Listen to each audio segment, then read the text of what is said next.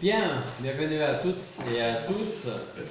Nous allons poursuivre notre série de prédications sur notre ennemi qui s'appelle comment? Entendez. Satan. Vous avez d'autres noms à me donner? Alors lesquels? Le diable, l'accusateur, l'ange déchu, l'ange des ténèbres, le père du mensonge, Lucifer. Est-ce qu'il y en a d'autres? Il y en a plein d'autres. Mais peu importe les noms qu'il peut avoir, le principal c'est de savoir qu'il est notre ennemi et quelles sont ses ruses, quelles sont ses forces, quelles sont ses faiblesses, quelles sont nos forces, quelles sont nos faiblesses. C'est ce que nous sommes en train de voir depuis quelques semaines et Dieu voulant, on va donc continuer ce matin et nous allons poursuivre aussi la semaine prochaine. Donc, la semaine dernière, nous avons commencé à répondre à une question importante. La question était, pourquoi Satan est-il si souvent vainqueur lorsque nous sommes face à la tentation? J'ai envie de vous poser une question, mais je connais déjà la réponse. Qui a toujours été vainqueur dans la tentation? À part le Seigneur, c'est la seule personne qui ait été capable de résister sans péché à Satan, sans tomber donc dans la tentation. Donc on avait cette question, pourquoi Satan est-il si souvent vainqueur lorsque nous sommes face à la tentation? Et nous avions nous avons mentionné deux réponses qui sont les suivantes. Premièrement, nous le sous-estimons. Ça c'est ce que nous avons vu la semaine dernière. Deuxièmement, nous ne croyons pas ou nous ne croyons plus en Satan. Alors ce matin, nous allons prendre le temps d'étudier ce second point. Nous ne croyons pas ou nous ne croyons plus. Et quand je dis nous ne croyons pas ou nous ne croyons plus, je vais rester dans le monde chrétien. D'accord? Parce qu'en règle générale, souvent, le monde, quand il ne croit pas en Dieu, en règle générale, il ne croit pas non plus en Satan. D'accord? Mais là, je veux rester vraiment dans la sphère chrétienne. Et chrétiens, quels que soient les chrétiens, tous confondus, on ne croit pas ou on ne croit plus, et ça c'est peut-être même encore pire, en Satan. Alors avant de poursuivre, je vais vous lire un article que vous pouvez retrouver sur internet. Ça a été publié le 12 juin 2017, donc c'est pas très vieux, sur le site de BFM TV. Okay? Et il est dit, si Dieu existe, alors pourquoi le mal? Pourquoi les guerres? Pourquoi les génocides?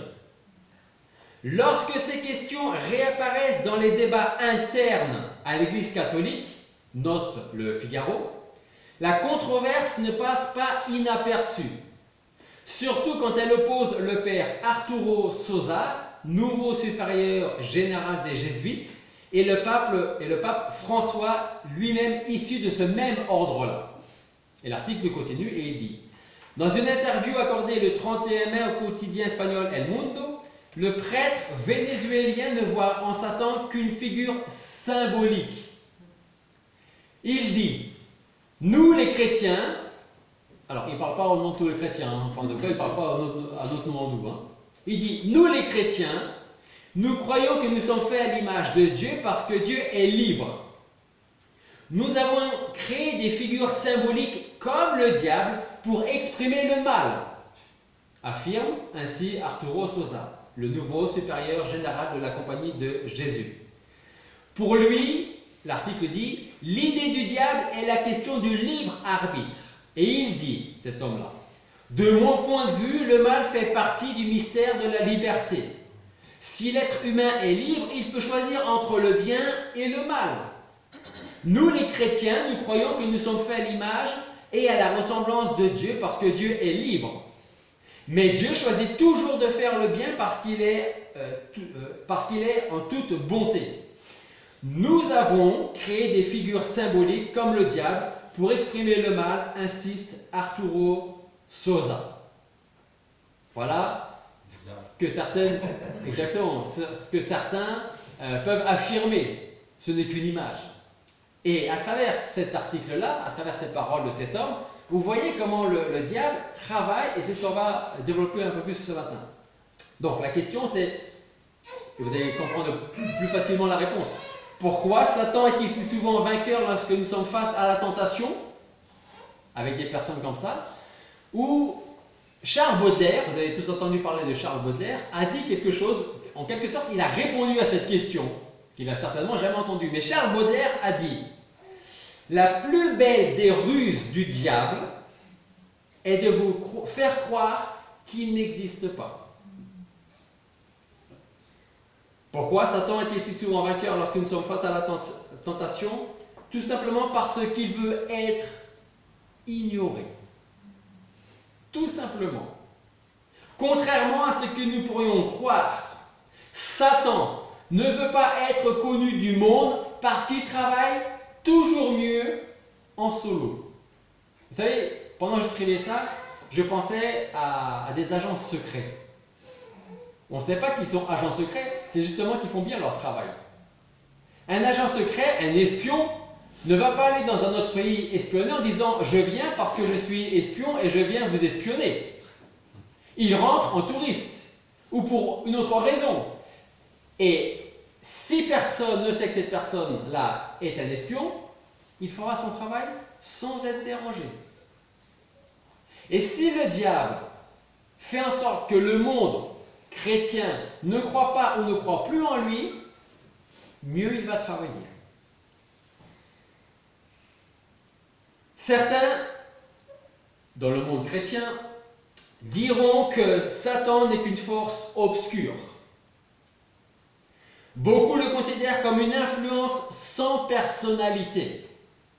Et d'autres, et là j'insiste bien, soi-disant chrétiens, ce sont des gens qui se disent chrétiens, ce sont des gens qui lisent la Bible, qui peut-être même la connaissent mieux que moi, mais voici ce que d'autres personnes, et ça a été retiré de, non pas du contexte, j'ai pris je ne sais pas si je peux appeler ça témoignage, mais toutes les paroles de cet homme, soi-disant chrétien, et là-dessus je veux bien insister, qui dit: comment Dieu, s'il est amour et perfection, aurait-il mis sur le chemin des hommes un être plus puissant qu'eux pour les tenter sans cesse et les pousser à leur perte?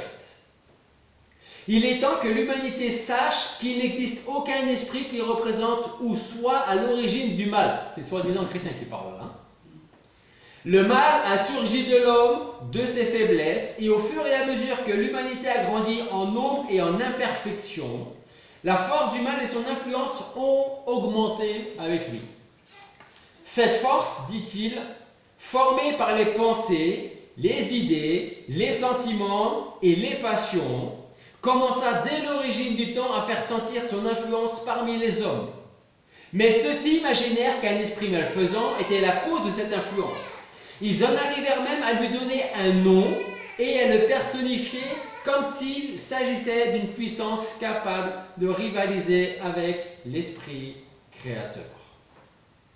Je ne sais pas si vous avez tout suivi à ce que je viens de dire, mais c'est un soi-disant chrétien qui dit en fait, le mal existe, mais Satan n'existe pas. Le mal est sorti de l'homme, mais Satan n'existe pas. Moi, je crois que seuls ceux qui n'ont pas lu la Bible, ou qui l'ont lu à l'envers, peuvent dire de telles choses. Parce qu'en effet, qui pourrait dire que Satan n'existe pas quand Jésus lui-même nous met si souvent en garde contre lui? Est-ce que nous pensons vraiment que Jésus va nous mettre en garde contre quelque chose qui n'existe pas? Il a bien d'autres choses à faire, n'est-ce pas? On oublie souvent que le diable est cité dans 7 livres de l'Ancien Testament. Il y a combien de livres dans l'Ancien Testament? Un peu plus. 39. Et donc dans le Nouveau, il y en a 3 fois 9. 27. Donc 7 livres sur 39 dans l'Ancien Testament parlent de Satan. Dans 27 livres du Nouveau Testament, est-ce que vous savez combien de livres font mention de Satan sur 27? 19. On va me dire, oui, mais ce n'est pas tous les livres. Effectivement, parce que la majorité des livres ont été écrits par Paul. Et Paul n'a pas besoin forcément de parler dans chaque épître qu'il a faite, mais il en parle. Tous les auteurs, sans exception, du Nouveau Testament mentionnent Satan. Tous les auteurs. Jésus lui-même le mentionne 15 fois. Donc, ne le sous-estimons pas. C'est ce que nous avons dit et vu la semaine dernière. Parce qu'il a une vraie personnalité. Ce n'est pas une simple force, une simple influence. C'est une personne. Il est extrêmement intelligent. Paul dit en 2 Corinthiens chapitre 2 verset 11 que Satan n'est pas le dessus sur nous car nous n'ignorons pas ses desseins. Il a une vraie mémoire.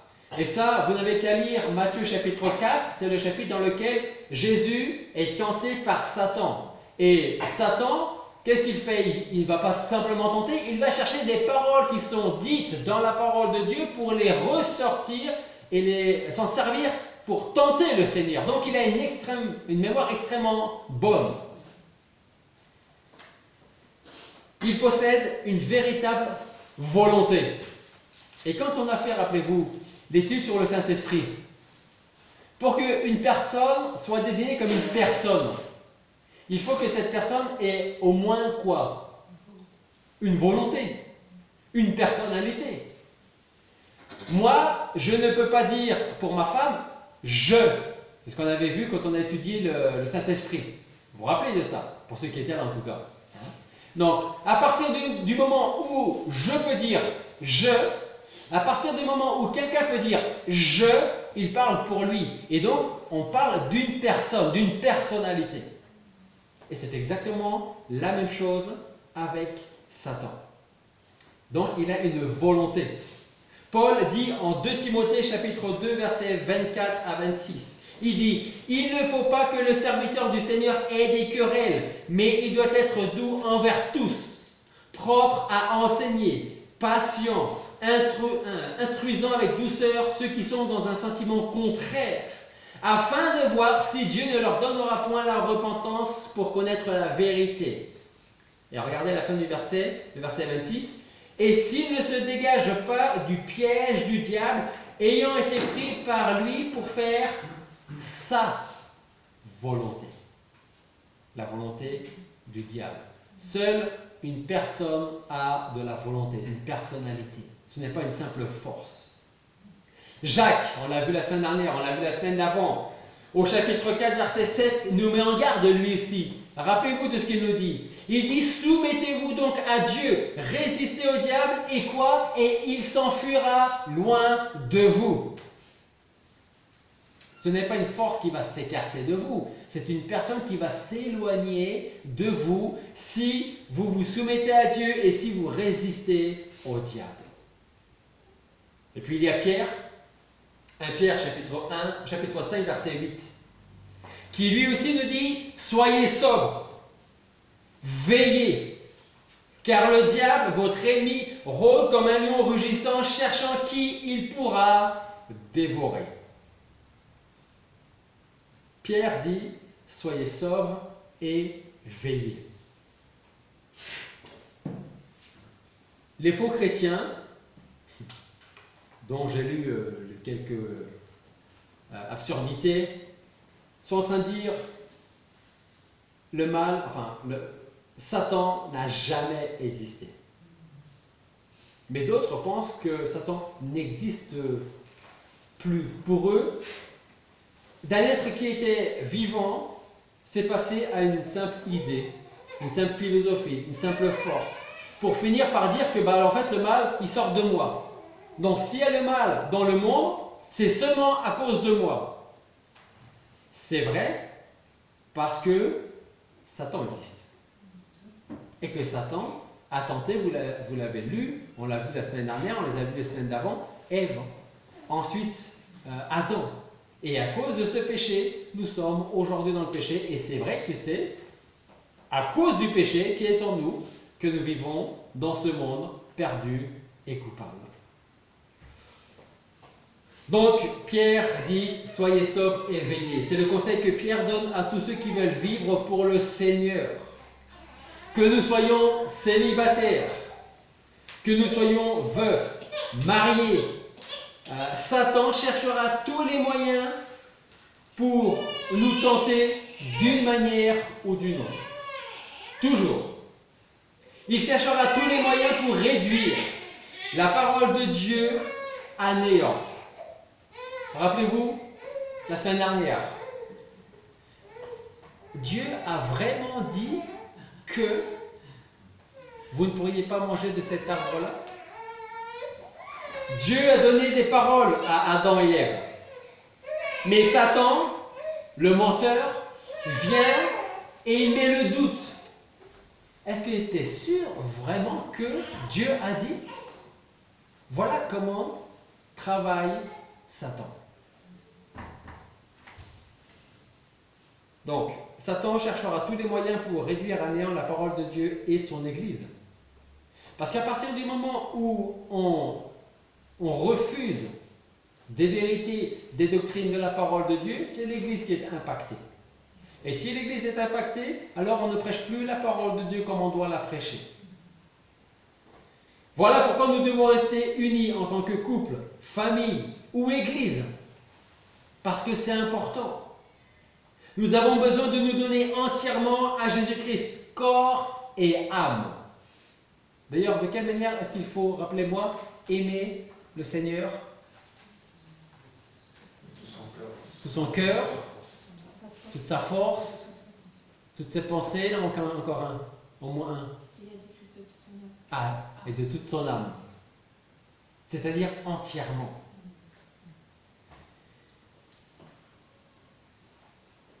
Vous avez entendu parler d'Ananias et Saphira? Acte chapitre 5, Ananias et Saphira. Alors, vous pourrez le lire si ça ne vous dit rien, Acte chapitre 5, mais je vais vous raconter un petit peu l'histoire d'Ananias et Saphira. En Acte chapitre 5,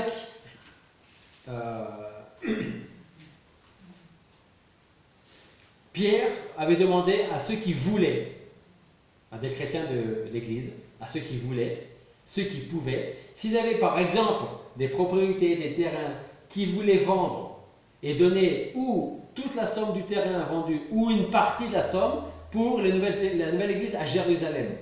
Donc, plusieurs le font et Ananias et Saphira le font également. Et au moment où ils vendent leur terrain, ils apportent l'argent à Pierre. Et Pierre est un peu, on va dire, perplexe. Et Pierre va dire à Ananias, pourquoi Satan a-t-il rempli ton cœur au point que tu mentes au Saint-Esprit et que tu aies retenu une partie du prix du champ? Ananias, imaginez, vend un terrain 25 000 euros. Il en apporte 20 000 à Pierre pour donner à la nouvelle église de Jérusalem. Il aurait pu garder 5 000 euros. Ce n'était pas le problème. Le problème, c'est que quand il est venu avec cet argent, il a dit, voilà, c'est toute la somme qu'on a eue pour la vente de ce terrain-là. Au lieu de dire, on l'a vendu tant et on en donne tant. Ce qui était beaucoup plus simple. À cause de leur mensonge, aussitôt que Pierre eut prononcé ces paroles, Ananias et Saphira, qui est venu un peu plus tard, sont tombés raides morts. Pourquoi as-tu menti au Saint-Esprit? Pourquoi as-tu menti à Dieu? La leçon que Dieu veut nous enseigner ici à travers Ananias et Saphira, c'est que nous devons nous soumettre complètement à lui. Ne pas lui mentir. Ne laisser aucune faille, aucune brèche à Satan. D'ailleurs, Ananias et Saphira ne sont pas morts parce qu'ils ont gardé une partie de l'argent pour eux. Au contraire, cela avait à voir avec leur cœur et leur mensonge. Ce couple chrétien croyait qu'il pouvait obéir, peut-être à 99% à Dieu, et rester désobéissant dans un domaine certain. Mais vous savez, la Bible elle-même dit, on ne se moque pas de Dieu. Et ce qu'on sème, à un moment ou à un autre, on va le récolter. Et parfois même, vous savez ce qu'on va faire? On va dire, Seigneur, pourquoi il m'arrive telle ou telle chose? Et on en accuse le Seigneur et on oublie ce que dans le passé on a fait, ce qu'on a semé et qu'on doit récolter maintenant. Il avait entendu ce couple-là et reçu la parole de Dieu, mais il s'était rebellé contre ce qu'il savait être vrai. Il s'était convaincu d'une chose: nous pouvons servir le Seigneur et nous pouvons retenir une petite chose pour nous aussi. La partie qu'ils ont retenue n'avait rien à voir avec l'argent. Le problème venait de la convoitise dans leur cœur, dans leur mensonge.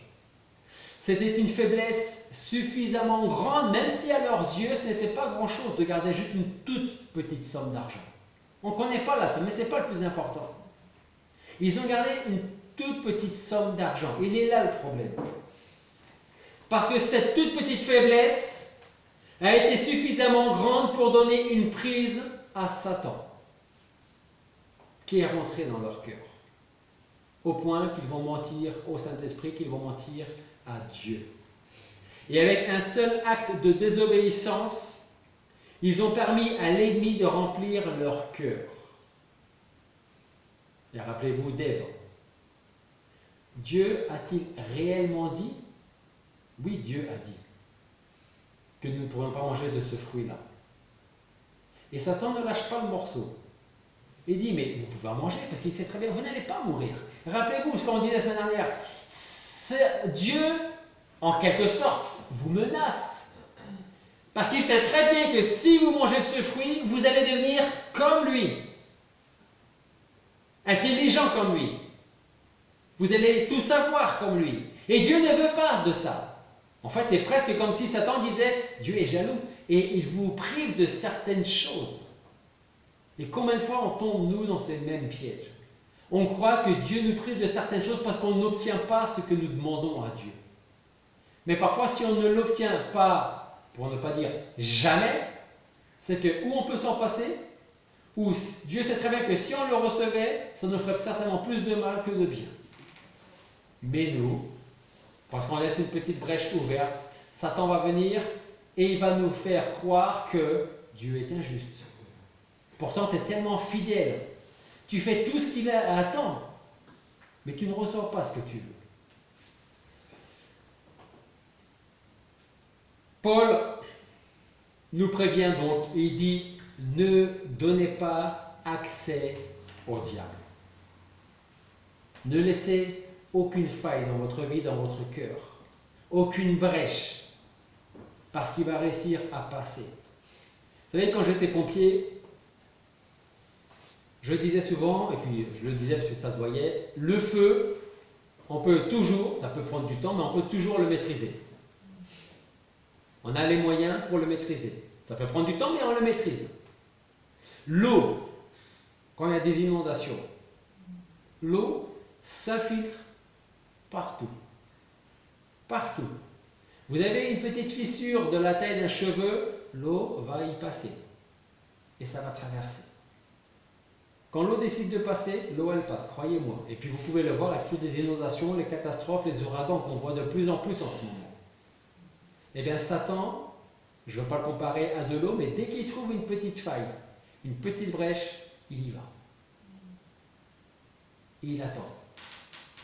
Et dès que c'est le moment, comme un lion rugissant, il attend qui il pourra dévorer, il va nous sauter dessus. L'exemple d'Ananias et Saphira est clair. Si donc nous voulons mener une vie victorieuse, avec et pour le Seigneur, ici-bas, alors ne donnons pas à Satan la moindre parcelle de terrain, car c'est tout ce dont il a besoin pour entrer dans notre cœur et accomplir ses desseins. Et en même temps, je voudrais vous rappeler, pour ne jamais oublier les 9 D du diable. D comme diable. Déception, découragement, désespoir, doute, distraction, division, désaccord, diffamation et désobéissance. Pourquoi est-ce que Satan gagne si souvent lorsque nous sommes tentés?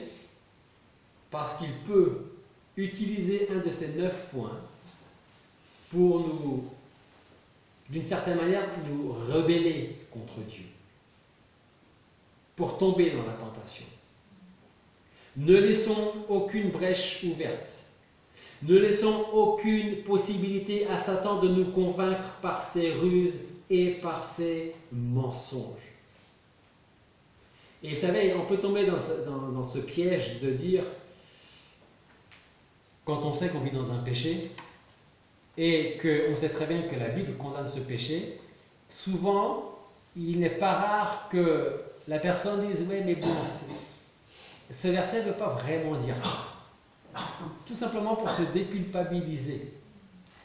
Vous savez, j'en avais parlé il y a plusieurs mois, peut-être même quelques années, il existe aujourd'hui, malheureusement, une Bible que si je trouve, je la brûle. C'est, je crois qu'elle s'appelle la Bible arc-en-ciel. Et la Bible arc-en-ciel, vous savez ce que c'est? C'est une Bible dans laquelle on a enlevé tout ce qui touche à l'homosexualité. C'est une Bible pour les homosexuels. La Bible arc-en-ciel, c'est avec leur drapeau. Et tous les versets qui parlent d'homosexualité sont tout simplement enlevés de la parole de Dieu. Est-ce que ça reste la parole de Dieu? Non. Non. Pourquoi? Parce que malheureusement, Satan a fait tellement de dégâts, a persuadé tellement de cœurs qu'on en arrive là aujourd'hui. C'est pour ça qu'en tant que chrétien, famille, Église, on a besoin d'être vigilant. Pierre il dit, soyez sobres, veillez, faites attention. Si Satan gagne si souvent, c'est parce qu'on ne croit pas ou on ne croit plus en lui, ou alors parce que nous le sous-estimons. Et parfois on se surestime, comme on l'a vu la semaine dernière aussi. Non, ne le sous-estimons jamais, parce que croyez-moi, il est bien plus fort que nous. Et Satan existe vraiment.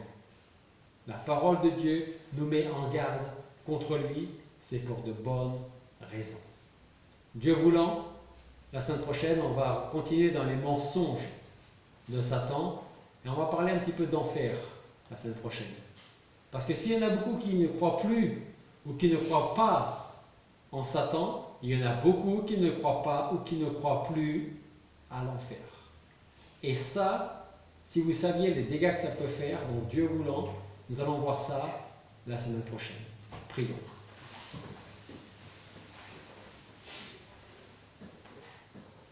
Père Céleste, nous voulons te remercier parce que ce matin encore, tu nous parles à travers ta parole et tu nous mets en garde contre notre ennemi. Lui qui a tenté sans succès notre Seigneur Jésus-Christ dans le désert, qu'il a tenté dans le jardin de Gethsémani. Nous pensons trop souvent qu'il est tellement simple de lui résister. Mais quand on voit l'exemple de notre Seigneur dans le jardin, qui te priait, et que sa transpiration devenait comme des gouttes de sang, lui qui a lutté contre la tentation, et nous pensons que c'est tellement simple de résister. Seigneur, fais-nous prendre conscience du travail que Satan exerce ici-bas et trop souvent dans nos églises. Aide-nous à toujours rester vigilants sur nos gardes et à toujours te demander ton aide, ton secours, ton réconfort. Aide-nous à toujours regarder vers toi lorsque nous sommes tentés et non pas à discuter avec le diable comme Ève l'a fait. Seigneur, je te demande vraiment de nous convaincre de sa présence, de son existence, et de savoir qu'il est déjà vaincu parce que tu l'as vaincu à la croix. Et il le sait lui-même, c'est pour ça qu'il s'acharne et qu'il continue son travail. Aide-nous à rester sur nos gardes et à toujours connaître ta parole à la serrer contre notre cœur afin de ne pas pécher contre toi et afin de résister à la tentation. Seigneur, nous te remettons nos vies, ton Église ici entre tes mains, pour que tu continues à nous faire grandir en quantité, en qualité, par la foi, jusqu'à ce que tu reviennes nous chercher. Et c'est en ton nom que nous te prions.